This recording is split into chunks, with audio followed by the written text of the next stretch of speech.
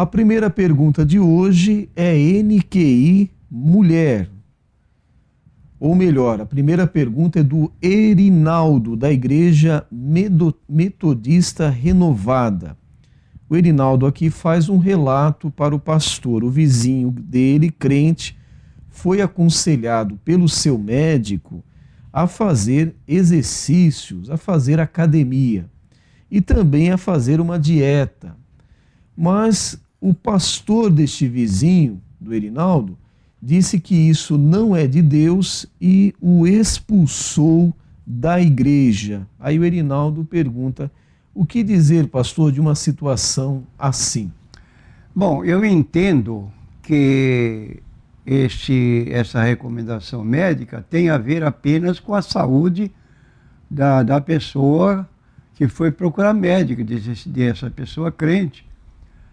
E o que o médico recomendou, não acho qualquer objeção para que ele não pudesse fazer que fosse antagônica com qualquer conceito bíblico. O máximo que podia ser dito é a pessoa se envolver com elementos distintos da própria igreja e amanhã se afastar. Mas isso é uma hipótese. Como ele podia também cuidar-se e, concluída a cura, continuar sua vida normal. Então não é uma situação para expulsar, para pôr de fora um elemento da igreja. E quero dizer, no meu ponto de vista, à luz da Bíblia, que isso é exorbitância de autoridade. A Bíblia manda obedecer os pastores no livro de Hebreus, capítulo 13, versículo 17. Obedecei a vossos pastores e obedecei a vossos pastores, sujeitai-vos a eles, porque velam por vossas almas como aqueles que hão de dar conta delas. Aí está, mas dentro de um limite.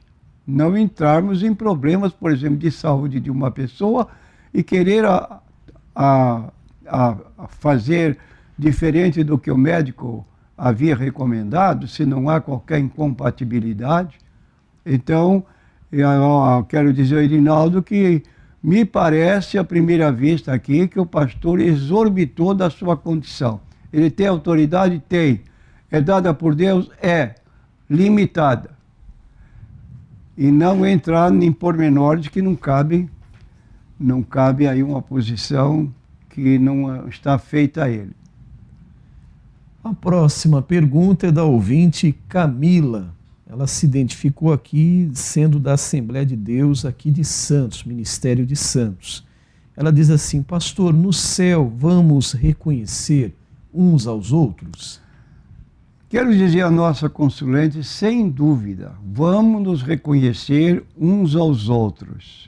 Não esqueça que em João capítulo 14, versículo 2 e 3, Jesus se referiu ao céu como a casa do Pai. Casa do Pai indica intimidade familiar. Então, todos os que estiverem aptos para entrar no céu pela aceitação de Cristo como Senhor e Salvador, vão se reconhecer. Mais ainda, nós temos no capítulo 17 de João, na chamada oração sacerdotal de Jesus, um pedido muito singular, que somente uma pessoa que ama os seus subordinados, os seus seguidores, que pode se lembrar de uma coisa dessa. Está em João capítulo 17, versículo 24. Pedido de Jesus: Pai, aqueles que tu me deste, quero que onde eu estiver, também eles estejam comigo, para que vejam a minha glória que me deste, porque tu me has amado antes da fundação do mundo. Então aqui está um pedido de Jesus a nosso respeito. Nós que aceitamos, a Camila que aceitou Jesus como Salvador, ela vai ter consciência e conhecimento de pessoas que com ela serviram a Deus, sejam familiares ou sejam pessoas que embora não familiares, mas tiveram uma convivência aqui de irmãos na fé. Então vamos ser conhecedores, sem dúvida. Eu acredito que, por exemplo, uma experiência pessoal. Fui para os Estados Unidos lá, pensei que ia ficar lá 3 meses, porque tinha férias e tinha licença para estudar. Mas não sabia falar o inglês corretamente, como não sei. Mas não conhecia ninguém também. Saía à rua, tanta gente se movimentando de um lado para outro, e eu feito um bobão, lá olhando, vendo o carro passar, que eu vi aqui no Brasil, mas não sabia perguntar, não sabia me comunicar. Então é uma coisa muito triste. De modo que se o céu não é isso, que essa experiência que eu tive de não conhecer ninguém. Nós vamos ter a casa do Pai. A próxima pergunta é NQI Mulher. A nossa ouvinte não quer se identificar. Mas ela faz aqui um relato ao pastor que ela estava em sua igreja e um suposto irmão se sentou na fileira de trás e ele estava muito inquieto, como que se escondendo do pastor, ela diz assim. E depois ele mudou de lugar e foi para as fileiras da frente. Ela ficou muito incomodada com a presença daquele suposto irmão. Então ela pergunta, o que foi isso, pastor? Isso tem a ver com o espiritual? Não, eu penso que não. O que eu admito é o seguinte, que há várias pessoas que se portam na igreja como se estivessem na própria casa, numa intimidade que pudessem conversar, e sempre procuram conversar com pessoas que estão do seu lado, ou se não olhando para trás, olhando para frente, observando quem entra, não se porta com decência e com ordem, que a Bíblia recomenda na casa de Deus. É o que diz Eclesiastes capítulo 5, versículo 1. Quando você entrar na igreja, guarda o teu pé quando entrar na casa de Deus, porque chegar-te para ouvir é melhor do que oferecer sacrifício de tolos. Quero cultuar a Deus, mas você não se comporta dentro da casa de Deus. É um levanta para cá, levanta para colar e fica olhando para trás, olhando para frente, olhando pelo lado. Ora, isso não é porte de uma pessoa que respeita o lugar onde está. Tenhamos cuidado com isso e a irmã não se preocupe, porque me parece mais ligado a esta situação de falta de conhecimento. Pessoas, às vezes, que entram na igreja, não tem o nosso costume, não sabe como agir, então se portam mal. A próxima pergunta é do ouvinte Gerson Neves. O Gerson pergunta ao pastor se o cristão pode jogar baralho. E qual é a citação bíblica, pastor? A citação bíblica, veja bem, baralho tem 2 implicações. Primeiro, é um tipo de jogo ligado ao ocultismo. Aquelas figuras que aparecem nas cartas de baralho estão todas significativas. E eu digo para o meu ouvinte que estas figuras representam pessoas da Bíblia Sagrada, mas de forma a ridicularizar. Até a Virgem Maria é apresentada em caráter aí de dama, numa das cartas, e outros títulos que tem, valente, e rei, não sei o que mais. Todas essas cartas têm um significado preparado por elementos do que viveram muitos anos antes de nós e viveram envolvidos com o ocultismo. Como é que um cristão vai passar o tempo, mesmo que seja jogando só para se divertir, com aquelas cartas que não têm a bênção de Deus, porque são forjadas pelo príncipe das trevas?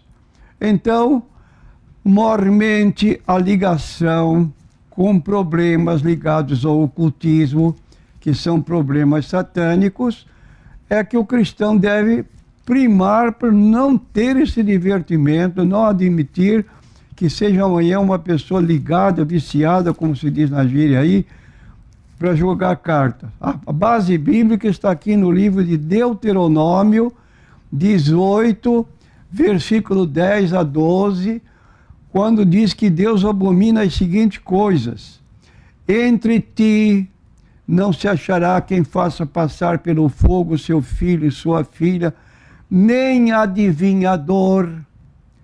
Porque quem joga baralho vai adivinhar, porque ele não tem conhecimento da carta do seu oponente, do seu opositor ali que também está jogando. Nem prognosticador, nem agoureiro, nem feiticeiro, nem encantador, nem quem consulte a um espírito adivinhador, nem mágico, nem quem consulte os mortos. Pois todo aquele que faz tal coisa é abominação ao Senhor. E por estas abominações o Senhor teu Deus os lança fora de diante de ti. Então, meu prezado Gerson, não se dê a este jogo de azar, baralho, porque não é para nós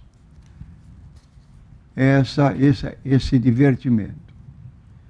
A próxima pergunta é do ouvinte Paulo, aqui da cidade de Santos. Ele pergunta ao pastor sobre o profeta Elias, atualmente, onde ele está. De acordo com a Bíblia Sagrada e o registro de 2 Reis, capítulo 2, versículo 11, vou ler e depois continuar. Diz assim, capítulo 2 de 2 Reis, e versículo 11. E sucedeu que, indo eles andando, quem eles eram? Eram Eliseu e o profeta Elias. Nos versículos precedentes, vamos ler para ficar mais claro. Então, vou começar no versículo 8. Então Elias tomou a sua capa e a dobrou e feriu as águas, as quais se dividiram para os dois lados, e passaram ambos em seco. Sucedeu que, havendo eles passado, Elias disse a Eliseu: pede-me o que quiseres que te faça, antes que seja tomado de ti. E disse Eliseu: peço-te que haja porção dobrada do teu espírito sobre mim. Disse Elias: coisa difícil pediste. Se me vires quando for tomado de ti, assim se fará. Porém, se não, não se fará. E sucedeu que, indo eles andando e falando, eis que um carro de fogo com cavalos de fogo os separou um ao outro, e Elias subiu ao céu num redemoinho. Então a pergunta é respondida que Elias está no céu. São duas as pessoas que nos anteciparam, Elias e Enoque. Mencionado Enoque no livro de Gênesis, capítulo 5, e Elias aqui, que não provaram a morte e estão no céu. Se anteciparam. Nós estamos aguardando a volta de Cristo para que tenhamos um corpo glorificado. Os que morrem hoje em espírito já estão no céu, como aconteceu com Estevão. Olhou para cima, viu Jesus à direita do Pai e disse: Pai, nas tuas mãos entrego o meu espírito. Tendo dito isto, adormeceu. Isto é, seu corpo foi entregue à sepultura, onde ele aguarda a vinda de Cristo com o próprio, que se juntará ao seu corpo que está na sepultura. Então, com base bíblica, dizemos que Elias está no céu. A próxima pergunta é NQI. O ouvinte pergunta ao pastor sobre a proteção. Ele pede para o pastor falar a respeito sobre a proteção do escudo, da espada e do capacete. Acreditamos que seja aí sobre aquela armadura espiritual que o ouvinte deseja saber. A pergunta do nosso consulente está registrada na carta de Paulo aos Efésios, onde nós lemos no capítulo 6 dessa epístola, versículo 10 em diante, a recomendação que ele faz para os cristãos. não esqueça que nós temos um inimigo comum.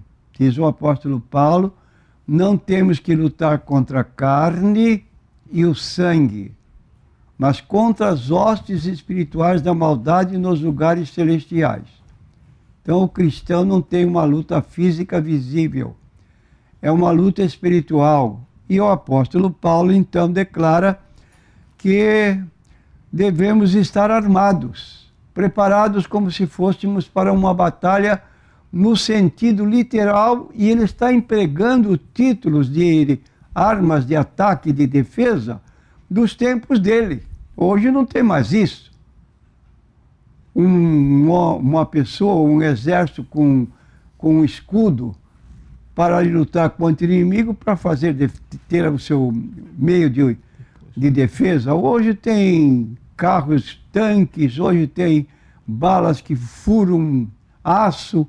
Quer dizer, isso nada representa nos dias atuais. Mas nos dias de Paulo temos aqui, versículo 10 do capítulo 6 em diante. No demais, irmãos meus, fortalecei-vos no Senhor e na força do seu poder, revesti-vos de toda a armadura de Deus, para que possais estar firmes contra as astutas ciladas do diabo. Observe bem o nosso consulente. Duas palavras que parecem sinônimas. O que é astúcia? O que é uma cilada? Uma cilada não é uma astúcia? O emprego de astúcia para pegar pessoa? Para fazer algum mal? É. Então aqui quando ele diz astúcia e cilada do diabo, é que o caso é muito sério. O inimigo é ardiloso. Chega a um extremo que não imaginamos. Porque não temos que lutar contra a carne e o sangue. Seu inimigo não é seu amigo, não é seu vizinho, não é seu colega de emprego. Se houver qualquer divergência, sabe quem está por trás disso. Tenha cuidado e vigie para não cair num buraco. Então temos aqui, mas sim contra os principados, contra as potestades, contra os príncipes das trevas deste século, contra as hostes espirituais da maldade nos lugares celestiais. Portanto, tomai a armadura de Deus, para que possais estar no dia mau e, havendo feito tudo, ficar firmes. Primeira coisa, no versículo 14. Estai, pois, firme, tendo cingido os vossos lombos com a verdade. Cingir o lombo significa você usar uma cinta que aperte para que a sua calça não caia. Então aqui usa essa figura de estar firme, cingindo os lombos com a verdade. Quer dizer, você vai combater o inimigo, precisa ser um crente verdadeiro. Porque o inimigo sabe. Segundo, vestida a couraça da justiça. Era um tipo de escudo que cobria todo o corpo da pessoa que ia entrar numa batalha com o inimigo. Dos dois lados tinham pessoas armadas com a lança e o escudo como proteção. Então, é um objeto de proteção. Temos em seguida, couraça da justiça. Vestida a couraça da justiça, que é o próprio homem, na vestimenta dele, já tinha, na sua vestimenta, já tinha objeto de evitar a penetração de uma espada, etc. Tomando e calçados os pés na preparação do Evangelho da Paz. Pessoa pacífica que caminha e está dentro da vontade de Deus. Tomando sobretudo o escudo da fé, com o qual podereis apagar todos os dardos inflamados do maligno.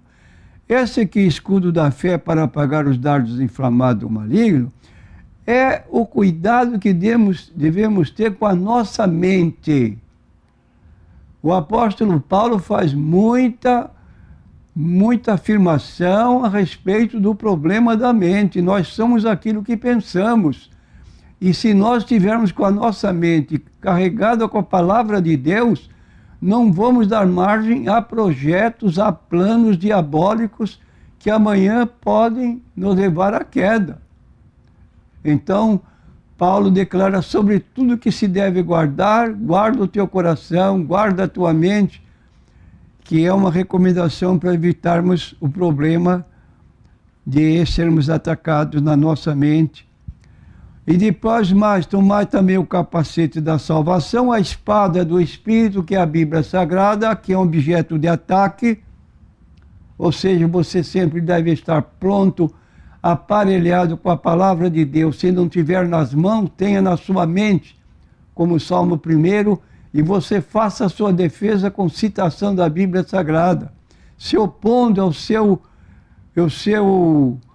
a pessoa que vem às vezes com atitude de religiosos e seitas, saber o que vai dizer para ele, sempre preparados, que é a palavra de Deus, orando em todo o tempo, com toda oração e súplica, significando isso que nós não precisamos ficar dobrados o joelho 24 horas, mas caminhando, trabalhando, dirigindo, nossa mente pode estar voltada para as coisas de Deus. E vigiando nisso com toda perseverança e súplica por todos os santos. Então dizemos ao nosso conselente, cuidado com a sua vida espiritual, observe que este texto aqui de Efésios é muito alusivo a não apenas defender-se, mas atacar o inimigo, que é o diabo e seus anjos. A próxima pergunta é do ouvinte Antônio. Ele faz a citação aqui de 1 Timóteo, capítulo 2, verso 12, que diz assim: não permito, porém, que a mulher ensine nem use de autoridade sobre o marido, mas que esteja em silêncio. Então diz o Antônio, a mulher pode ter autoridade na igreja em lugar do homem? Devemos obedecer à palavra de Deus ou às autoridades constituídas, pastor? O princípio de colocação que aqui está sendo feito em 1 Timóteo 2:12 é uma recomendação, não é questão como algumas pessoas dizem, o apóstolo Paulo era machão, me desculpe a colocação, ele era contra as mulheres. Não, ele quando dá o seu ensino aqui, ele justifica por que essa colocação dele, de modo que a mulher seja sujeita, como diz Efésios 5:22, mulheres, sede sujeitas a vossos maridos, e não de modo diferente. E aqui nós lemos então em 1 Timóteo capítulo 2, versículo 11, diz assim, a mulher aprende em silêncio com toda a sujeição. Por que, o apóstolo Paulo? Ele continua no versículo 12 de 1 Timóteo 2. Não permito, porém, que a mulher ensine que o uso de autoridade sobre o marido, mas que esteja em silêncio. De novo a pergunta, mas por que a mulher em posição inferior? Versículo 13, a resposta. Porque primeiro foi formado Adão e depois Eva. Continuando no versículo 14. E Adão não foi enganado. Mas a mulher, sendo enganada, caiu em transgressão. Então você abrindo o capítulo 3 de Gênesis, vai encontrar lá no versículo 1 que a serpente se dirigiu à mulher. É assim que Deus disse, não comereis de nenhuma da árvore do jardim? Ela fez uma pergunta capciosa, serpente que estava entronizada o diabo estava usando como o meio de contato com a mulher. A mulher foi corrigir, não, Deus disse que nós podíamos comer de todas as árvores do jardim, menos da que está no meio do jardim. Ah, disse a serpente. Sabe por quê que Deus está fazendo isso? Porque Ele sabe que no dia que vocês comerem do fruto da árvore, vocês vão ficar iguaizinhos a Deus, sabendo tudo, sabendo o bem e o mal. E a mulher, vendo aquele fruto muito atraente, pegou, comeu e não comeu sozinha. Deu ao seu marido, e ele também comeu. E aí pecaram contra Deus. Se acharam num estado fora do propósito de Deus. Foram expulsos do jardim do Éden. Então aí está a Bíblia dizendo, na verdade, esta consequência aqui que dá margem a essa posição da mulher, embora respeitemos as mulheres, hoje as mulheres estão mandando, nós temos como presidenta, não presidente, uma mulher chamada Dilma, temos que respeitar a presidenta, temos em repartições públicas mulheres advogadas que são líderes. É uma situação que se vive no tempo presente porque estamos vivendo dentro do ou fora do propósito de Deus para que tanto o homem como a mulher foram criados. A próxima pergunta é do ouvinte Guedes. Ele pergunta aqui com relação ao dízimo. Vendendo um imóvel, devo dar o dízimo do valor vendido? Como faço? Bom, eu quero criar aqui uma hipótese para poder dar resposta para o nosso consulente. Em primeiro lugar, vai vender um imóvel. Naturalmente, vendendo esse imóvel, precisa comprar outro. Como diz, comprar outro. Logo, qual o lucro dele? Ele tinha uma casa, vendeu a casa, com o dinheiro da casa comprou uma casa melhor. Entre vender a casa e comprar a casa, houve um valor X. Quer dizer, ele tinha uma casa que valia 20, comprou uma casa que valia 40, ele vai pagar o dízimo dessa diferença que é lucro. Apenas ele ficou com um lucro de 20. Então, é desse lucro que a pessoa vai dar o seu dízimo. A próxima pergunta é da ouvinte Neide, do bairro Rio Branco. Ela diz aqui ao pastor sobre um casal vivendo na igreja, só que o marido, ele já saiu com intenção de ir para outro ministério, já por 2 vezes, ele não se firma. Ele quer que a esposa o acompanhe. Então a ouvinte Neide pergunta, a esposa, neste caso, deve acompanhar o marido, sendo que ele não tem firmeza, ele não tem lugar próprio para congregar, pastor? É uma situação muito difícil para nossa irmã. Uma pessoa que não tem firmeza, convicção, o que ela pode transmitir para outros? E a Bíblia declara realmente que no capítulo 7 de 1 Coríntios, que a mulher seja sujeita ao marido.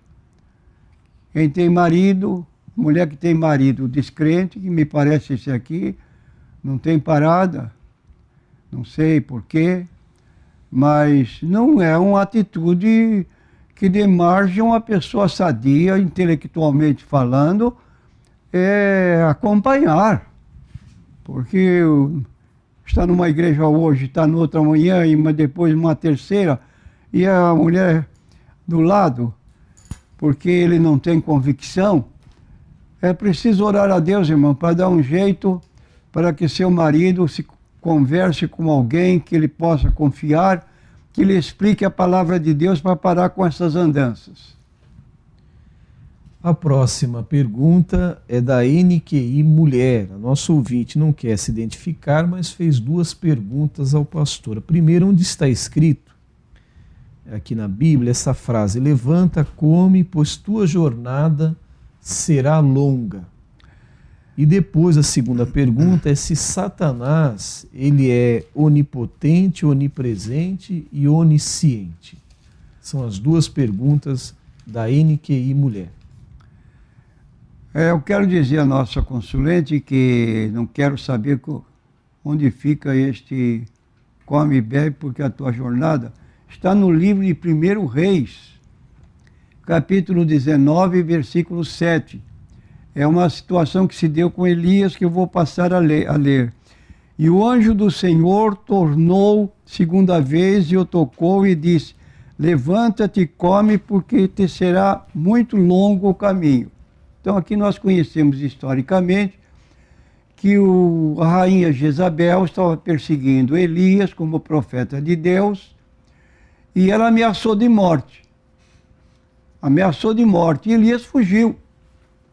Fugiu, se refugiou numa montanha lá no meio do deserto, perto de terrenos assim, e ele estava lá todo medroso, tentando sobreviver, quando ele foi visitado pelo anjo do Senhor, que lhe levou comida, conversou com ele, e depois então diz que a vida dele não estava ainda concluída, ele tinha trabalhos para fazer que Deus queria lhe dar, logo ele não devia estar naquele ânimo que estava lá, desolado, como costuma se dizer, estava até com depressão. E orientado para ele fazer novos trabalhos para Deus, o anjo então recomendou: você vai viajar muito, cerca de 40 quilômetros a pé, você coma bem, coma bastante, para você ter forças para continuar o trabalho de Deus. E a segunda pergunta aí, pastor? Bom. Aí nessa pergunta mesmo sobre Satanás ser onisciente, onipotente. Agora, quanto a essa colocação, onisciência, onipresença, onipotência, isso aí são atributos incomunicáveis de Deus. Nenhuma criatura, e quero dizer que o diabo, que se chamava Lúcifer, era um anjo de grande poderio. Tinha outros anjos submissos a ele, mas não passava de uma criatura que imaginou, não sabemos como ele pôde cair nesse erro, imaginou ser igual a Deus, possuir então esses atributos de onisciência, onipresença e onipotência, foi derrubado da sua posição e hoje ele paira no ar, lutando contra Deus, como nós acabamos de ler em Efésios capítulo 6, versículo 10. Não temos que lutar contra a carne e o sangue, mas contra as hostes espirituais da maldade nos lugares celestiais. O diabo anda ao nosso redor. Ele não é onisciente. Ele sabe o que você fala quando abre a boca. Agora, o que você pensa, ele não tem autoridade para examinar seu modo de pensar. O que ele pode fazer? Sugerir pensamentos delituosos. Incentivo para você pecar. Agora, se você vigiar e orar e tiver a palavra de Deus na sua cabeça, ele não vai ter tempo de poder penetrar porque você está bem guardado. Então este é o trabalho dele, derrotar, mas ele é limitado. E mais ainda, o lugar dele já está reservado em Apocalipse 19, versículo 10. E o diabo que os enganava foi lançado no lago de fogo, onde está a besta e o falso profeta, e de dia e de noite serão atormentados para todo sempre. O diabo não vai ser aniquilado. Ele vai ficar permanentemente neste lugar chamado inferno, que foi preparado para ele, para o diabo e seus anjos, não foi preparado para nós. Mateus 25, 41, Jesus citou: apartai-vos de mim, malditos, para o fogo eterno, preparado para o diabo e seus anjos. O homem que for para o inferno é um intruso, lá não é o lugar dele. Deus preparou a casa do Pai, mas tem vontade própria, que é respeitada. Então fica na sua vontade. Você que prefere o caminho largo, nada se pode fazer, porque você é uma pessoa que tem autonomia.